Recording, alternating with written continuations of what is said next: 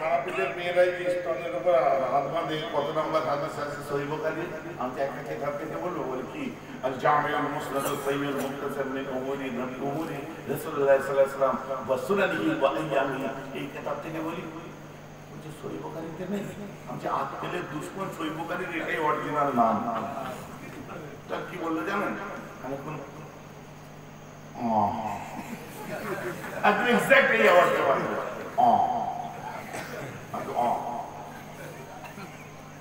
আমাদের মা বোনেরা আপনারা শুনে নিন, ওকে আমি বলি, আপনি নামাজে কোথায় হাত বাঁধবেন, কোথায় হাত বাঁধবেন, এই হাত বাঁধা ওয়াজিব ফরজ করতে না। কথা বুঝতে হচ্ছে? যদি বাঁধতে হয় একটাই মাত্র সহিহ হাদিস বার করতে পারবেন, ও আপনাদের সহিহ ইবনে খুজাইমা রাখেন, আপনি ভুটে খাওয়া আছে মুসান্নাফে আবি শাইবা করুন, ওর মধ্যে একটাই সহিহ হাদিস হাত কোথায় বাঁধবেন সেটা হচ্ছে তাহতা সুররা, নাভির নিচে। সুবহানাল্লাহ, সুবহানাল্লাহ, বলেন সুবহানাল্লাহ, সুবহানাল্লাহ। তা আপনাদের মা বোনেরা বুকে বাঁধে কেন?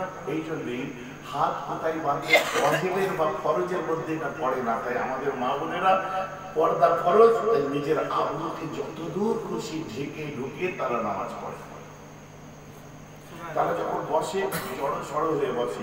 এখন ওদের মতো করে আমরা বেটা ছেলেরা বসতে পারবো না, ওদের বডি পার্ট আলাদা রকমের স্ট্রাকচার, আমাদের বডি পার্ট যদি একটু বয়স ভারী হয় তাহলে বসতে গেলে আমাদের বিশেষ কোনো জায়গায় আঘাত লাগতে পারে, কথাটা বুঝতে হবে। আমি ওকে বললি জিজ্ঞেস করছি, আমি বুঝতে পরে কোথায় হাত বাঁধে বললি, এই যে স্তলের উপর, আমি তুই দিকে দেখি কেন? চোখ খারাপ লোক, নজর খারাপ লোক, আমাদের বউ বেটিদের ওখানে তাকিয়ে দেখি কেন? জবাব কত আমি পরে দিচ্ছি। বলছে না আমার বউ তো বাঁধে, আমি তো নিজেরটা ঠিক করে যাবো, আমাদের বলে তো নিজেরটা ঠিক করে শুনে লেগে যাবে, আমাদের বলে লেগে পড়ছিস না, মানে তার মডেল দেখে আমার মনে হচ্ছে না যে ওপরে ওই সাজানো প্রশ্ন।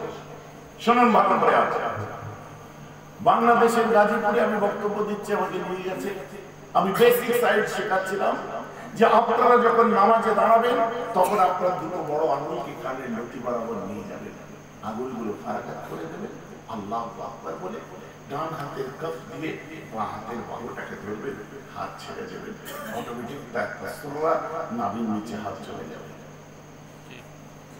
পিছিয়ে পড়ে একজন দাঁড়িয়ে করলো, সেখানে একটা প্রশ্ন আছে আপনার কাছে, তোর কপালে খুব খারাপ আছে,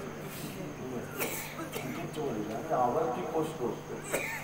না, মুসলিম শরীফের মধ্যে আল্লাহ রাসূল বলছেন, 89 নম্বর হাদিসের মধ্যে আল্লাহ রাসূল বলছেন, তোমরা যখন নামাজে দাঁড়াবে এলা মানকাবাই, দুটো হাতকে তোমরা কাঁধ বরাবর নিয়ে যাও, নিয়ে যে আল্লাহ রাসূল বলছেন। আচ্ছা, আমাকে ইমাম আযম আবু হানিফা বলেছে কানের লতি বরাবর নিয়ে যায়। তখন আমি বলছেন নবীজিরটা শুনবো না আবু হানিফারটা শুনবো? আর এই সিগনেচারকে দেওয়ার দুই যাবে সবচেয়ে কোন ন্যাচারাল ব্যাপার, নবীরটা আগে শুনবো।